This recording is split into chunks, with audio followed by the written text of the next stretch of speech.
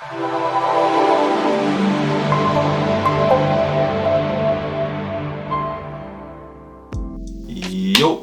welcome back to the Paper Chase. For those who don't know me, I'm Ebzy Kanomi, and before we get into the video, I literally just wanted to give a massive thank you to everyone that subscribed, everyone that watched the video last week.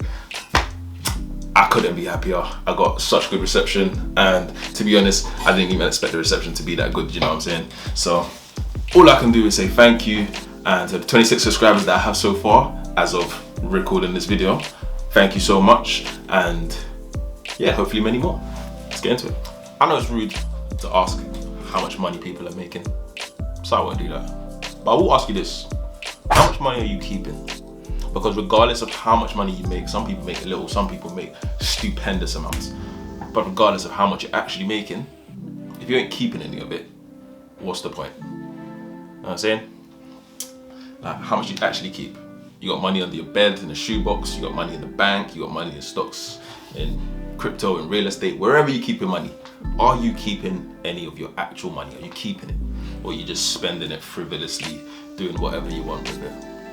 I've been doing a lot of research on the topic, so I'm gonna let you know what I found out. So today I want to talk about people like myself, so young millennials, 20s, early 30s, you know, and what we do with our money. Like, do you save? And if you do save, how much are you saving?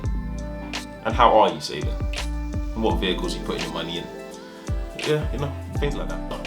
According to Raising.co.uk, who conducted a survey last year about savings in the UK, people around the ages of 22 to 29 are earning around, let's call it an average of £26,000, but on average are saving £3,000. Now, in all honesty, that sounds alright.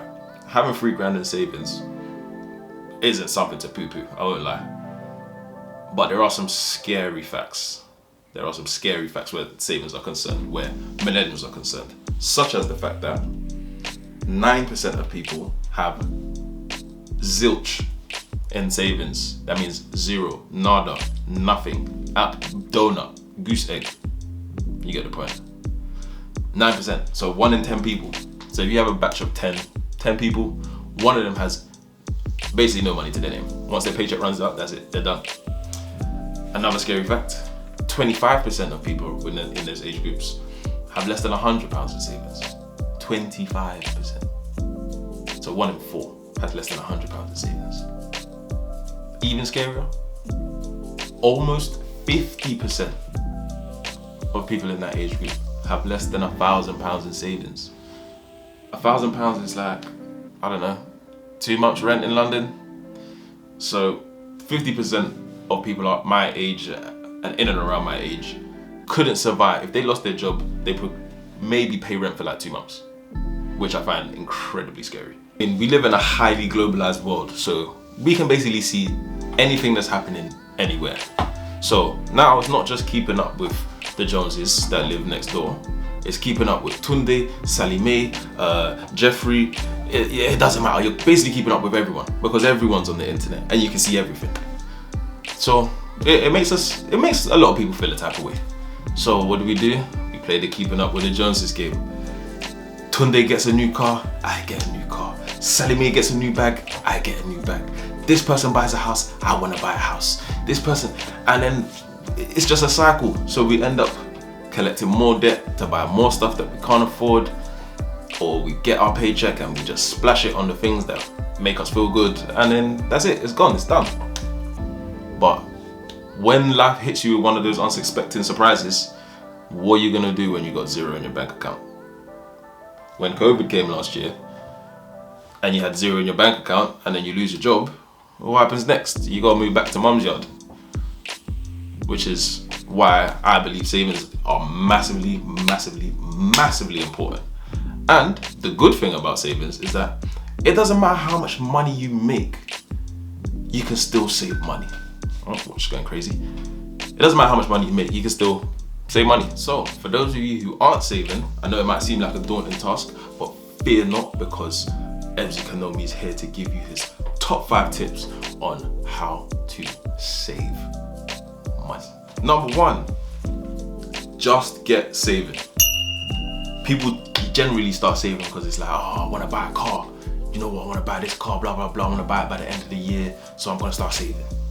Oh, I want to go on this holiday, so I'm going to start saving. And then eventually they get that thing or go on that holiday, and then it's back to zero. And then they don't care about saving no more. Wrong, wrong, wrong, wrong, wrong. Just save to save. Forget about that thing that you're trying to get. Forget about, oh, I'm trying to save for a mortgage, I'm trying to save for this, I'm trying to save for that. Forget all that. Just save to save. Just garner a sort of attitude where it's like, the more money you see in your savings account, the better it makes you feel. Whether you're gonna spend it or not is of no consequence. If you have something to spend it on, is of no consequence. You wanna be ready for those unsuspecting times in life when someone comes to your door and tells you, so sorry, your rent has gone up by 40% because of XYZ thing, and it's like, oh yes, come, I'll go sort myself out somehow. You know what I mean? You gotta be ready, because life can throw you a curveball at any point. If there's one thing you know about life, is that something's gonna happen that you didn't predict, and it's gonna be costly. And when it comes, you wanna be ready. You don't wanna be scrambling. You don't wanna be trying to take out a payday loan or any of those things that will make your life worse and much more of a headache trying to pay off those payday loan debts. I don't even want to go into it. Number 2, many of you may have heard this before, and I don't care because I know a lot of you probably still don't do it, which is pay yourself first. Anyone who's read Rich Dad Poor Dad has heard of this concept before, but the basic concept is you get paid, and the first thing you do with your paycheck is take what you want for yourself. That doesn't mean take what you want for yourself to go spend next week at Libertine or in Cargo or wherever you go to have fun. It means put it away, and it's just gonna stay away. That's excluding bills. So bills ain't included in that. You have to have your bills money separate. Just save. People use the 50-30-20 scheme, which is you put away 20% for yourself. You use 30% to pay your bills or whatever it is that pays your bills. And then the rest is yours to do with as you please. And you can spend with no guilt. When it's done, because you still save money at the end of the day, don't you? You put the money away first thing. What people tend to do is they get paid, they're like, okay, I got these bills, okay, cool. This money's separate for bills, and then I'll just spend this stuff. And then if I'm gonna save whatever I've got at the end of the month, yeah, then I'll put that away. Do they put it away? Nah, more time. It just rolls onto the next paycheck and then it gets spent with the next paycheck. So what I will say, pay yourself first. Get paid, make it automatic in fact. What's it called? Standing order. Straight into a savings account, straight into some other account where it's gone, it's invisible, you can't see it. You can't spend what you can't see. And people will feel like, oh, but if I put this money away, like my paycheck runs out before the end of the month, and this, that, and the third. Trust me, put the money away first. Within a couple of months, you will realize you don't really feel much different. You can't spend what you can't see, and you're not worried about spending what you can't see. So, pay yourself first. Number 3, track your spending for a whole month so you can see your bad spending habits. Now, people are gonna lie to themselves, but we all have bad spending habits. I have bad spending habits. Even now, as someone who's really like, I wanna save as much as I can and blah, blah, blah, I still have bad spending habits that I refuse to change, and I probably never will. I enjoy food too much, and I'll spend as much money as I like on food. Everything else, I'm happy to cut everything else out. If it's about going out and having fun, I'm happy to not spend money doing that. If it's about, I don't know, treat myself to clothes, I'm happy to just not buy clothes for a couple of months. Food, impossible. I must eat whatever I want. I must, it's by force. So we all have bad spending habits, but it's about limiting them. It's not about cutting them all out, because then your life is going to become incredibly miserable, and that's not the point of saving. If you cut everything out in the name of savings, you're going to be miserable, and after a couple of months you're not going to want to do it anymore, and then you'll probably quit. But aside of all that, track your spending for a whole month, see where every single penny goes for that month. Research shows that 24% of millennials are running out of money before payday. 1 in 4 people run out of money before payday. Scrambling to the end of the month. These tracking your spending will help you sort that out and get that in order.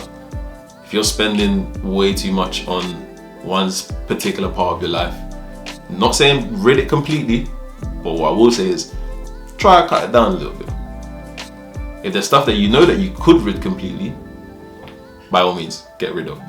Everyone talks about the latte factor, the coffee factor, whatever you know it as, which is trying not to spend your money going Starbucks or Costa or whatever the case may be. This is the main example that everyone uses, but everyone has their own thing where it's like, yeah, I probably spend a bit too much money doing that. And it sounds a bit contradictory as the person that said I spend as much money as I like on food. I was exaggerating. I do spend on food because food makes me happy.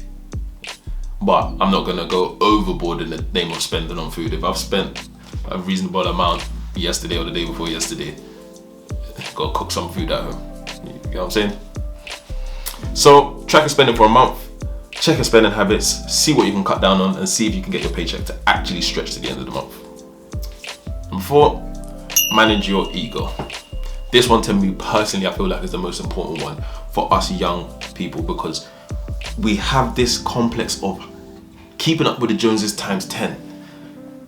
Trying to look rich when we ain't rich.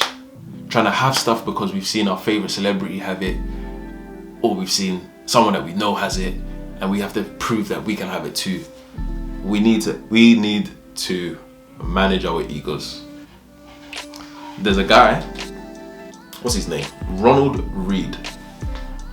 Look at his Wikipedia and just read the first line. It says that he was a philanthropist, investor, and then the next 2 things, janitor, gas station attendant. He worked 2 jobs his whole life, a janitor and a gas station attendant. He died, and you know how much his estate was worth when he died? $8 million. $8 million. The guy was a janitor. He swept floors. He had $8 million to his name. Why? Because he's not busy trying to keep up with, I don't know, Adekunle that's down the road. He was just doing his own thing, making his bread, putting his money in the stock market and letting it ride. By the time it was all said and done, £8 million that he got to give to his local library and give to his, I don't know if he had a family. I can't even remember if he had a family. I know he gave a large portion of that money to his local library and his local hospital. But if someone who's a janitor that worked 2 jobs his whole life can do it, then why can't we do it? Now, I recently read a great book called The Psychology of Money. In fact, let me see if I can.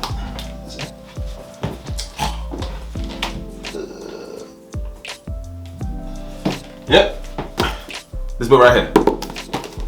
Now, the author, Morgan Housel, has a great quote in this book, and he says, the most powerful way to increase your savings is not by increasing how much you earn, but by increasing your humility.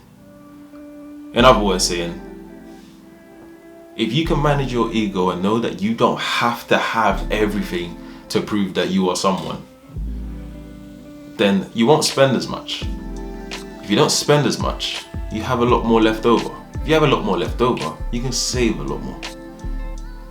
You save more, you have more. It's quite a simple concept, but the main part of the concept is just to say to yourself, I don't need everything. I don't need to satisfy every need I have right this second. Delayed gratification. I'm sure some of us have heard that before as well. Delayed gratification. We need to learn to accept delayed gratification. I'm gonna not have this thing now so I can have more later on. Number 5, quite possibly the most important one, which is keep your savings goals reasonable, not rational. Now, what does that mean? Some of you are thinking, this guy's just waffling out. What is he talking about? What I mean by that, yeah, is to say, be reasonable with yourself. Whatever you earn, pick a number that you're comfortable with saving and you will never complain about it. So that means whatever you earn, if you tell yourself, I'm gonna save 50% of my paycheck, and after 3 months you're dying because you feel like I can't do anything with my life, I'm stuck indoors because I can't do nothing because for the sake of trying to save 50% of your paycheck, eventually you're gonna get tired of it. You're not gonna be able to do that for 25 to 40 years. People need to be saving all the way up until retirement so that when they retire, that's it, they've got the money to survive for the rest of the time. So in basic terms, people need to be saving for around 40, 50 years. So pick a reasonable amount to save so that you don't feel like you're living in misery for 40, 50 years because of the sake of, I want to save money. I save maybe 20% of my paycheck, and I'm happy with that. When I earn more, I intend to save more, but I'm not gonna go crazy trying to save until I feel like that's what I need to do. And even when I do that, it will be for a short amount of time for a specific thing. I'm not gonna kill myself for 40 years in the name of savings. It's impossible that I'll ever do that. So be reasonable, not rational. Saving 50% is rational because you save 50% and someone else is saving 20%. You're saving way more than they're saving. That's a rational thought. Being miserable all the time because of saving, not going to your friend's birthday party because of saving money, not going anywhere, not going on holiday, not buying stuff that makes you happy. Like, that's not reasonable. Let's be honest, that's not reasonable. No one wants to live like that. So, be reasonable, not rational. Hopefully this video has been of some help to you or some use. Maybe there's some tips in there that you can take. Some of you, I'm sure a lot of you already do save, so this is like, hopefully not falling on deaf ears, but you're seeing it from a different perspective, hopefully. And there's some nuggets in there that I've given you. Obviously this book, if anyone's interested, it's back to front. I hope it's not back to front actually. But yeah, Psychology of Money by Morgan Housel. Very good book. I honestly suggest that anyone read this book. It's a great book. And yeah, in terms of video scheduling, I am still trying to figure it out. For now, it's gonna be once a week, but eventually when I do start showing you guys how I'm getting on in the stock market, then I might move to a 2 video a week schedule. But for now, it's 1 a week. I haven't even picked the day yet. I need to get on it. But give me time. It's still video number 2. Hope you guys enjoyed this one. It's been Edgy Kanomi. So until next time, sayonara, peace out, and goodbye.